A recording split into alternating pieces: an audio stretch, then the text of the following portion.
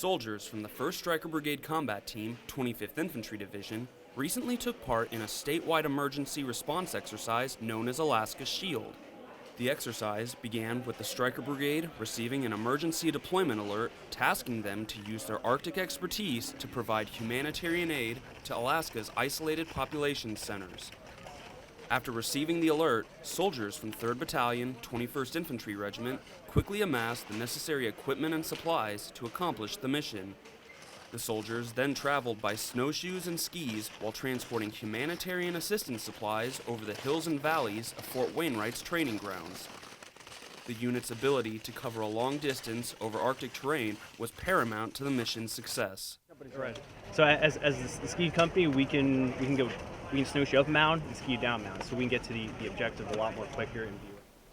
During Alaska Shield, the Arctic Wolves of the 125th have once again proven their ability to rapidly deploy in support of any mission, while also displaying the skills that make them true masters of the Arctic. Specialist Andy Geisler, Fort Wainwright, Alaska.